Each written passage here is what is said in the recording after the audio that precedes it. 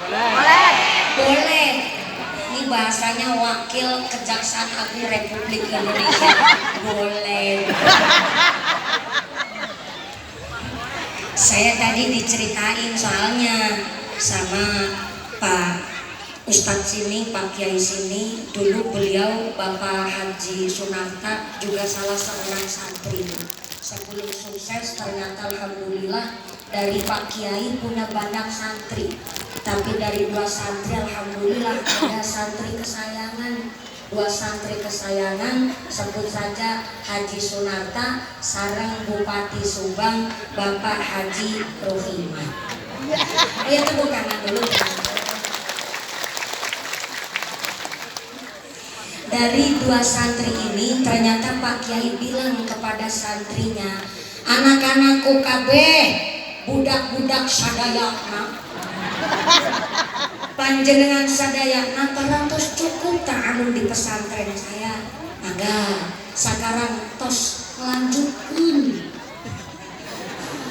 langgeng ke ngaji dengan cara punya santri 7 ya diulang santri 7, punya santri 3 tetap diulang walaupun santrinya cuma 3, gak punya santri yang diulang saha, yang diulang anak dan istri. Mohon Kiai, nah sekarang pada pulang ke kampung masing-masing, silahkan berjuang di kampung supaya lebih manfaat barokah kangge masyarakat. Akhirnya santri-santri pulang dan alhamdulillah Pak Wakil Kejaksaan Agung Republik Indonesia sudah punya cita-cita kalau purna tugas maka akan jadi petani melanjutkan apa yang jadi titah orang tua.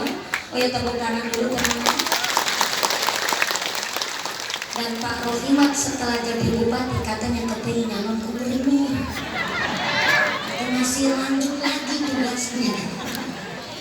Dan dari dua santri kesayangan alhamdulillah Pak Haji Sunarta setelah purna akan jadi petani nandur boleh, nandur bol, nandur bol, boleh pakai kol-kolaku boleh. Setelah beliau Bapak Haji Sunarta nanam boleh, dibilang boleh, yang paling bagus dikarungin ke kantong, ke karung, langsung dibawa sowan ke rumah kiainya. Assalamualaikum Kiai. Waalaikumsalam Sunarta. Ini kan saya caran-caranin jadi gurunya Pak Haji Sunarta. Ya kan namanya guru panggil sama muridnya nama langsung tenang kan. Baru kali ini ada budak bisa sembarangan, apunten bisa nggak Sunarta. Beliau ngebatin nggak tahu amplopnya masih dipegang saya. Guru beliau bilang, Sunarta ya Allah, udah lari-larian jadi wakil Kejaksaan Agung Republik Indonesia, 13 provinsi sudah dirambah semua. Sekarang jadi apa? Di petani. Ya, tenang. Petani itu adalah pekerjaan paling sayang. Betul Kiai, betul. Kanjeng Nabi Dawud di dalam hadis dijelaskan di dalam kitab I'anatul Talibin juz 2 halaman 355. Jelas banget masih ngomong. Saya kan ngajinya jam 2 sore kan. Dia cuma tanya doang saya. Ternyata Kanjeng Nabi Dawud afdalul mukasabi az-zura'atu, seutama-utamanya pekerjaan adalah menjadi seorang petani. Padahal Kanjeng Nabi adalah saudagar, Kanjeng Nabi adalah seorang pedagang. Harusnya secara logika Kanjeng Nabi membela pekerjaannya sendiri, tapi Kanjeng Nabi rikolo alit menjadi seorang pengembala kambing. Waktu remaja ikut paman menjadi pedagang, dan ternyata Kanjeng Nabi menjadi pedagang diniatkan dalam rangka mendistribusikan hasil pertanian. Maka Kanjeng Nabi adalah manusia yang paling adil sak ngalam jagat raya. Saking adilnya, masya Allah, petani saja dibelain. Kanjeng Nabi gak pernah rasis. Beliau adalah pilar anti rasis, gak pernah pandang umatnya mana putih, mana hidung, mana sugih, mana gumpar. Nabi Dawud di dalam hadis dijelaskan di dalam kitab Jami'us Shahih juz 7 sampai juz 8. Kanjeng Nabi mendawuhkan bahwa ittahidu as-saudan, hormatilah wong ireng.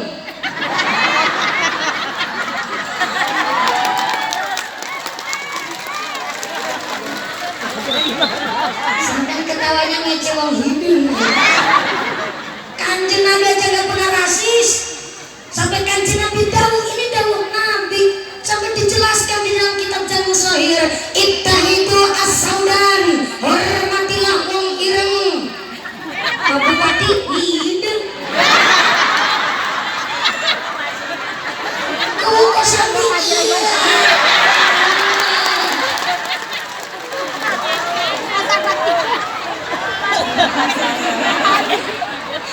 Pak Bupati sama Bang Kumu langsung bermusyawarah. Gimana wo? Ini mau undang ngumpul lagi nggak wo? Loh, jangan salah loh. Orang hidup banyak keunggulannya. Pertama, keunggulan mengira tahan lama.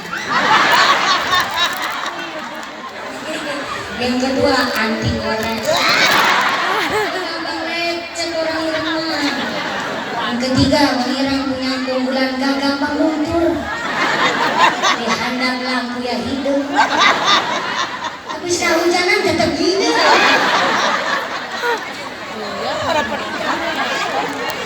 Jadi saya diceritain sama Ibu Bupati Subang dulu sebelum sukses jadi bupati, Bapak Rahimatku pernah punya duit cuma 20 perak, 20.000 dikasihkan kepada sang istri ayam web. Ibu Bupati jawab, ya Mas Al. Ayah naon Mas Al. Bu, saya minta hampura, bisa minta hampura sebabnya Bapak coba duit 30.000. Moga-moga sampai bisa setia karo nyong.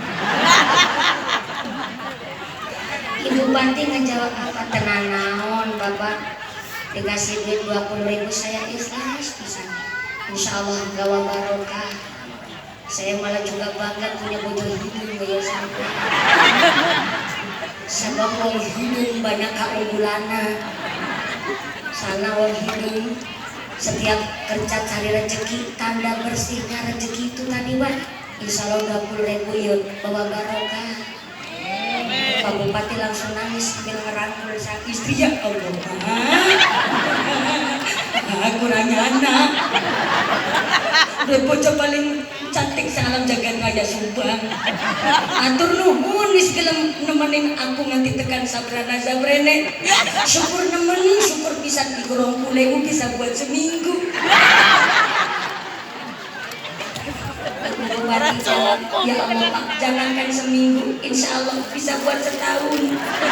Tunggu tunggu tanggalan kalender Pak. Di balik laki-laki di depan kita yang sukses, ada Wakil Kejaksaan Agung Republik Indonesia, Bupati Forkompinda. Di baliknya pasti ada istri yang begitu luar biasa.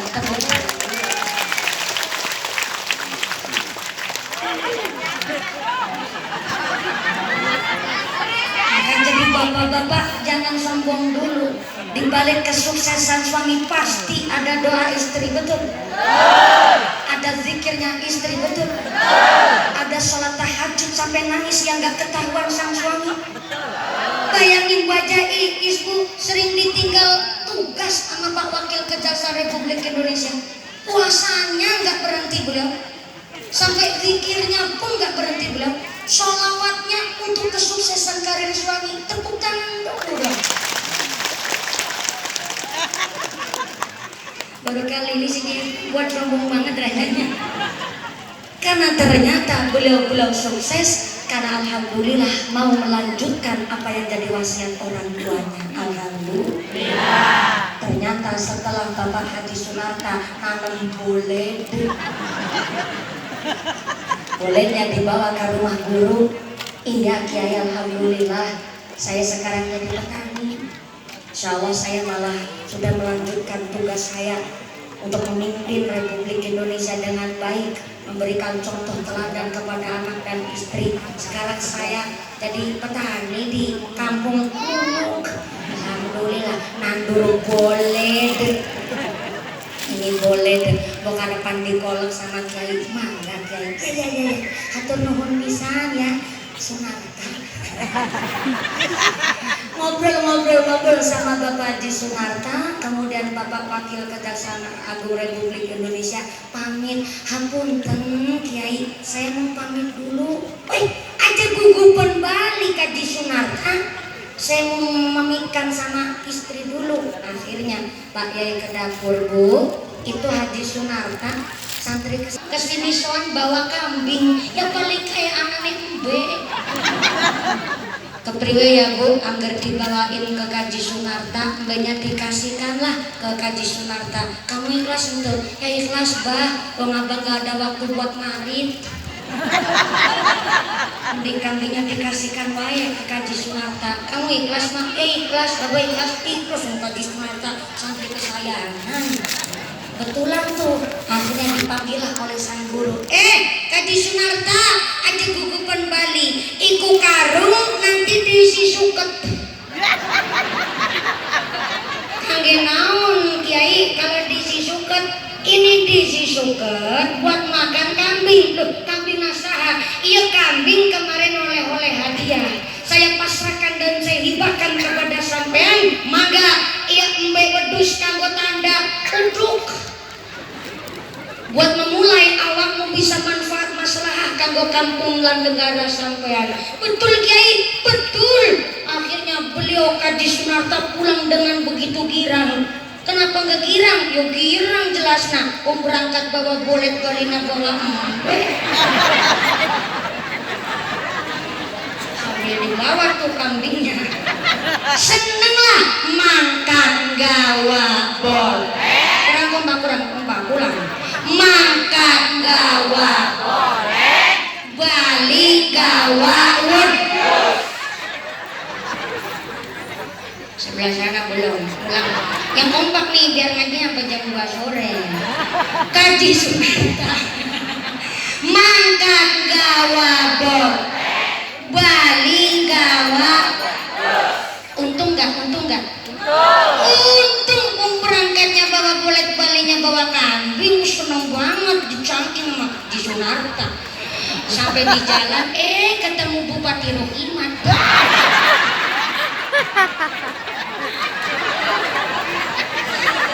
Bapak Bupati Haji Rohimat tanya sama Pak Haji Sunarta, Pak Haji Sunarta, Assalamualaikum. Waalaikumsalam Rohimat.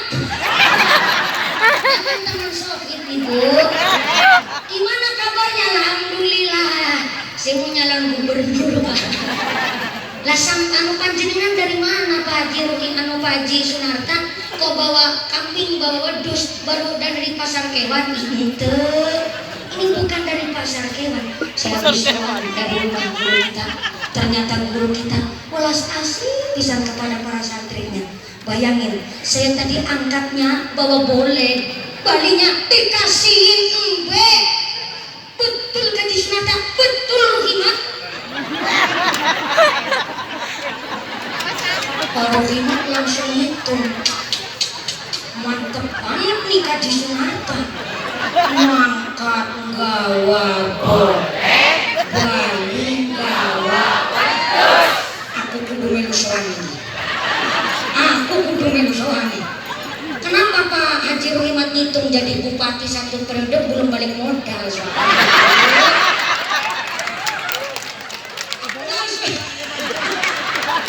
Berangkat soal ke rumahnya Kiai, ternyata Pak Haji Rohimat bawa sembako sama mobil pick up. Ibu tahu mobil pick up itu? Cara sini mobil pick up nyebutnya naon? Kakak? Butuh. Dengan naon biar Bapak Haji Sunarta ini nostalgia dengan bahasa asli kelahiran kampung beliau nih. Mobil buntung. Kol buntung. Haji Rohimat. Kalau Kaji Sunarta nangis sampai ingat bahasa kol buntung. Kaji Rohimat Bapak Bupati Subang langsung bawa sembako sakol buntung dibawa selama ke rumah Kiai. Assalamualaikum Kiai. Waalaikumsalam. Rohimat dengar-dengar udah jadi bupati kamu, alhamdulillah. Berkat doa dari Kiai saya jadi bupati Subang. Ini Kiai saya bawa sembako sama kol buntung. Ya Allah, ini sampai repot-repot begini kunaon. Tenang naon Kiai, insyaallah ini buat sowan saya niatkan betul-betul buat tabarukan malah barokah sama Kiai. Ya hatur nuhun, nanti dimasak bareng-bareng santri. Bulan ini ada dari pondoknya Haji Sunarta banyak anak yatim, jadi nanti dimakan sareng-sareng sama anak yatim. Ya ngobrolnya selesai Pak Haji Rohimat pamitan pulang. Kiai saya mau pulang aja gugupan Bali Rohimat. Ini nanti saya mau oleh-olehin, saya mau pamitin ya sama istri, ternyata kajerwan batin iki payai lagi Haji Sunarta bawa boleh Bali oleh. Waduh sama maning aku gawa sembako sakol buntung mesti Bali oleh gula gede. Akhirnya Pak Kiai ke dapur. Di dapur ayam makanan naon. Iya kasihan banget Kaji Rohimat bawa kesini bawa sembako sakol buntung. Hapunten pisan abah di dapur tenang tak aya daharan naon-naon Pak. Jadi hapunten paling ya itu kemarin boleh yang dibawa Haji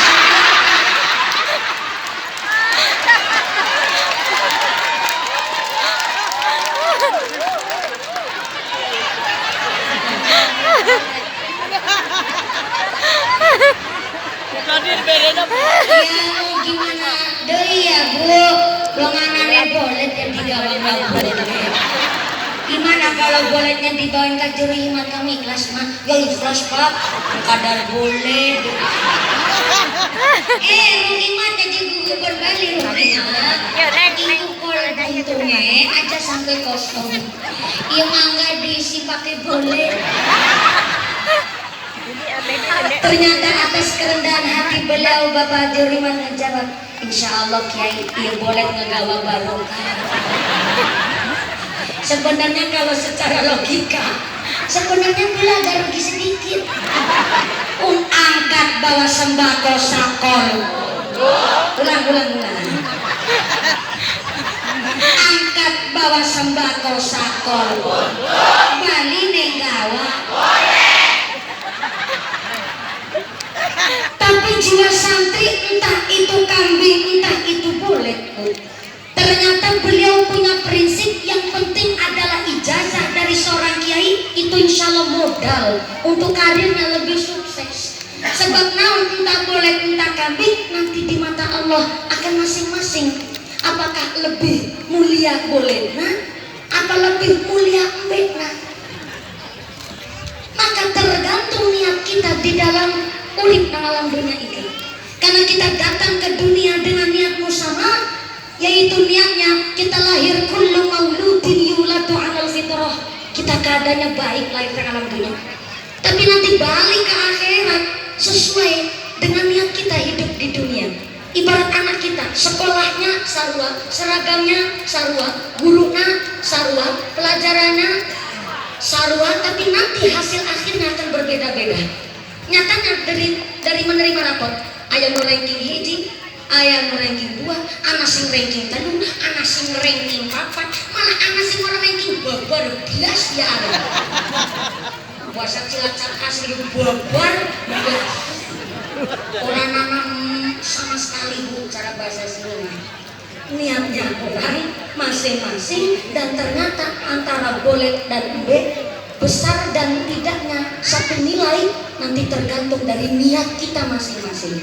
Maka kenapa pekerjaan yang paling utama adalah justru seorang petani. Kanjeng Nabi ini yang dahulu di dalam kitab namanya I'anatul Thalibin. Afdalul mukasabi, pekerjaan yang paling utama azura'atu seorang petani, yang kedua seorang kuli buruh atau ahli multi profesi atau tukang ibu. Dan justru nomor 3 adalah seorang pedagang, saudagar. Dan yang keempat, justru pekerjaan yang paling akhir, paling mentok adalah pelayan pemerintah, pelayan negara, abdi negara, justru manggon nomor 4. Petani nomor 1.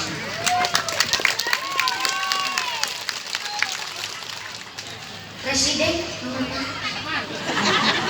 Petani nomor 1. Gubernur nomor 4. Petani nomor 1. Wakil Kejaksaan Agung Republik Indonesia nomor 4. Petani nomor 1. Kalau udah bilang masalah hak, maaf ya, saya udah nggak ada urusan sama amplop Bapak. Karena amplopnya udah saya terima. Maaf ya Bu ya. Bupati nomor apa? Petani nomor 1. Kuwu nomor 4. Petani nomor 1. Tentara nomor 4. Apa? Petani nomor 1. Ini duduk. Polisi nomor 4. Petani nomor 1. Mantap. Harus punya skill mengolah tanah. Rumah tanduran gak mudah. Cari pupuk terkadang susah, tapi bareng dijual payune.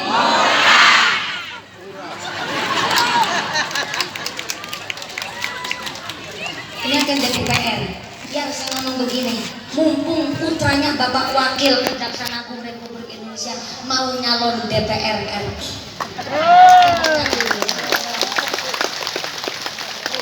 Subang hasil taninya begitu luar biasa, betul Pak Bupati? Masjid As-Saudah dikelilingi oleh sawah. Maka dari DPR RI mumpung berangkat dari kampung Nunug, di antaranya kami para petani ingin dimakmurkan oleh para pejabat-pejabat kita, karena rata-rata saya lihat ini Masya Allah, ibu-ibu juga banyak yang hidup. Rata-rata di sawah, betul? Hari ini pemerintah niatnya begitu luas luar biasa Ibu, memakmurkan kita masyarakat petani. Mudah-mudahan dengan adanya Wakil Kejaksaan Agung Republik Indonesia Bapak Haji Sunarta di kampung kita membawa manfaat masalah barokah di setiap kampung wonten ing Kabupaten Subang. Amin Allahumma. Amin Allahumma. Kembali deh, tadi lagi ngebahas apa di awal ya? Boleh. Bukan mbek dulu udah cerita mbek. Oh iya. Kanjeng Nabi Muhammad Sallallahu Alaihi Wasallam adalah pilar anti rasis. Gak pernah pandang-pandang warna kulit umatnya, gak pernah memandang titel status sosial di masyarakat. Sampai-sampai Kanjeng Nabi ketika dulu sedang duduk di masjid, habis salat jamaah sedang bermusyawarah dengan para sahabatnya, ternyata ada suku Badui Arab datang ke masjid. Suku Badui Arab itu punya ciri-ciri mahir, tinggi, gede, kuil, tapi punya hidung dan hidungnya macam-macam. Bentar lagi ya neneknya pulang-pulang ya deh. Bentar lagi ya neneknya. Ini bukan suku Badui Sunda, suku Badui dari tanah Arab, dan terkenal menjadi seorang pembala kambing. Satu ketika orang suku Badui ini masuk ke masjid saat Kanjeng Nabi sedang bermusyawarah dengan para sahabat. Ternyata suku Badui ini pipisnya dalam pojokan masjid. Pipis kencing di pojokan masjid sehingga para sahabat ini langsung naik pitam. Lo masjid tempat ibadah malah dikencingin.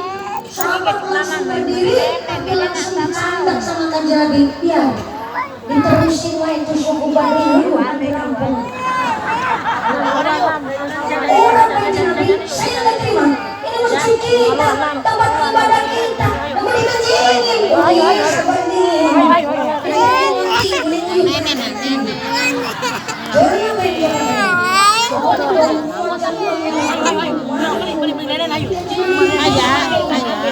larang para sahabat untuk marahin suku Badui sehingga kita selesai dari sini itu suku Badui langsung beribu, nggak panik, nggak ngapain, nyukur kencing uyuh ngakar pura-pura cebok lepas diobatnya dinatok Bu. langsung pergi. Akhirnya Kanjeng Nabi terus bilang, dah selesai kencingnya. Iyalah udah selesai, Kanjeng Nabi ditungguin. Tadi sebelum selesai, saya tonjok dari belakangnya orang. Bener-bener kebangetan loh. Angker gewong suku Baduy lagi nguyuh ngatar kok dijejek sekang belakang. Ya malah gini nguyuh suara sawe. Susah ngebersih najisnya. Dah, sekarang ambil air, kita pel bareng-bareng, kita bersin biar najisnya hilang, bisa buat sholat jamaah. Inilah akhirnya turun bahwa yang namanya membersihkan najis di dalam masjid hukumnya fardu kifayah. Saya ulang. Membersihkan najis di masjid hukumnya fardu kifayah. Apa itu fardu kifayah? Satu amal yang wajib yang harus dilakukan umat muslim, tapi kalau udah yang melaksanakan maka yang lain gak ikut dosa. Maka kenapa masjid segede-gede yang wajib? Ayah marbotna, ayah DKN, ayah kepengurusan. Soalnya sampai imam masjid saja secara fikih boleh digaji, Ibu. Di sini imam masjid gajian apa ente? Gajian? Iya, masjidnya apa wakil kejaksaan agung? Jelas digaji dong. Kalau di desa-desa, khususnya di kampung saya itu udah mulai terlaksana itu. Jadi kalau gaji malah di tempat saya nyebutnya bengkok, Pak Bupati. Jadi kalau imam masjid marbotnya itu dapat bengkok sawah kayak kuhuk itu. Kalau hari ini kamu udah nggak ada bengkok ya? Nggak ada. Bengkok. Yang bengkok naon lah? Tongkatnya. Oh, ini bahasa filosofi nih, bahasa tasawuf. Oke. Yang bengkok tongkatnya. Pemimpin itu ibarat tongkat. Kalau tongkatnya lempeng, mesti bayangannya ikut lempeng. Betul? Tapi kalau tongkatnya bengkok, gak usah sampai memaksa bayangannya lempeng. Bengkok. Gitu ya Pak maksudnya Pak? Benar pantasan saya habis Bu. Bapak bilang tongkat langsung, saya biar ibu-ibu gak pikirannya sama-sama. Saya cerita tongkat lempeng sama tongkat bengkok. Oke, lanjut lagi ya Bu. Kenapa kalau target masjid ayah gajinya, ayah bengkoknya, tapi secara fikih tidak diambilkan dari dana duit kas, tapi adalah dari kemaslahatan jamaah yang pada itu sholat jamaah. Jadi dari pengertian yang sholat jamaah, boro-boro sampean. Saya ampunkan lah jadi imam yang kudu ikhlas. Katanya lillahi ta'ala yang kudu ikhlas. Hello, dikira imam masjid, imam yang sholat jamaah gak kudu mangan. Yang lain pada jadi kuli, jadi tukang kerja di sawah. Dan namanya imam masjid muadzin kudu tepat waktu, ninggalin pekerjaannya. Betul? Kudune arep meme pari. Tahu meme pari tuh? Bahasa sini naon nyebutnya? Nepe. Mau meme pari, nengok jam. Saya salat duhur ini. Baru mau dibuka tendanya, udah mau salat duhur. Akhirnya apa? Harus meninggalin pekerjaannya dong. Karena tanggung jawab menjadi imam masjid. Maka kena apa? Yang nama yang sholat jamaah minimal mengucapkan terima kasih. Hatur nuhun Ustaz, hatur nuhun Kiai. Lantas jadi imam, jadi supir kami. Ya, ayah gula kopi. Itu.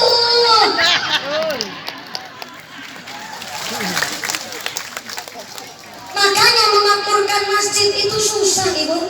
Gak percaya tanya sama Haji Sunarta. Bangunnya kecil, bangun masjid gampil. Sebab naon Pak Haji Sunarta ia gini sugih. Alhamdulillah. Tapi memakmurkannya gitu yang susah. Maaf, saya sering pengajian dalam rangka mengesahkan tasyakuran pembangunan masjid ini. Memang paling susah itu ketika seorang azmiyah, seorang donatur ngebangun masjid. Jadi kalau ada donatur azmiyah membangun masjid, contoh Bapak Haji Sunarta, lu mendatangkan para tokoh-tokoh sampai bulan Rasulullah datang, apalagi Bu, udah jelas di, udah ini biar sambil istirahat. Salawat Nabi Muhammad. Ulang-ulang. Beliau Bapak Haji Sunarta tidak menyombongkan diri dan Wakil Kejaksaan Agung Republik Indonesia. Jangan Purwokerto sampai Pak Bupati aja ikut mencari alamat yang mumpuni. Cari alamat saya mau ngundang Ibu Bupati, tenang. Seganteng-gantengnya Pak Bupati Subang saya nggak mau jadi yang kedua ya, saya rela.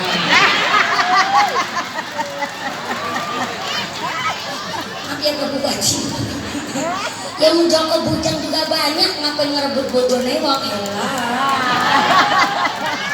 Saya 28 tahun can ngagaduhan salaki, bukannya nggak laku ya selelo. Ya mantri masuk. 28 tahun saya belum menikah karena belum ada laki-laki yang beruntung mendapatkan saya. Puas. Karena nikah itu kecil, nikah itu gampang, yang susah ngarawatnya, betul? Banyak orang siap menikah tapi belum siap berumah tangga. Jadi sekarang hari ini biar saya ngaji dulu di Masjid Asaudah, lanjut sallallahu ala Nabi Muhammad. Ngajinya sampai jam 2 sore kan? Ibu kuat? Ngaji sampai jam 2 sore kuat? Bapak-bapak sanggup? Wah bapak sanggup, ibu kuat, saya nggak ikut-ikutan. Sallallahu ala Nabi Muhammad. Ternyata lagi cerita masjid tadi ya Bu? Rangkul. Betul ya cerita masjid tadi ya Bu? Oh ya, kotongkat bengkok ibu. Yang diinget-inget jangan tongkat bengkok nanti saya dimarahin sama kiai saya. Soalnya ibu ditanya, Bu ngajak mampu mumpuni dapat apa? Tongkat bengkok. Dimarahin sama kiai saya. Ternyata ngebangun masjid gampang, yang susah itu ngarawatnya. Soalnya apa? Ketika bangun masjid harus dapat persetujuan dari lingkungan. Walaupun beliau punya kuasa, tapi alhamdulillah baru 6 bulan, belum ada 6 bulan malah. Sekitar 3 bulan setelah Idul Adha, masjid kita masya. Saya sampaikan tadi, membangun masjid, memakmurkan dibagi dua. Yang pertama memakmurkan dengan cara membangun, yang kedua memakmurkan dengan cara mengisi. Kenapa diberi nama As-Saudah? Ternyata tadi belum Bapak Haji Sunarta sudah menjelaskan. Tapi saya akan sekedip mengulik asmo As-Saudah. Ternyata As-Saudah adalah nama istri Kanjeng Nabi yang di atas nomor 9. Jadi namanya Siti Saudah, putri seorang raja dari Somalia. Dan ternyata mohon izin maaf, Siti Saudah, Pak Bupati masih ngerembuk orang hidung. Apa masih kenal itu Pak Bupati bilang pantes orang Palura. Orang masjidnya Asaudah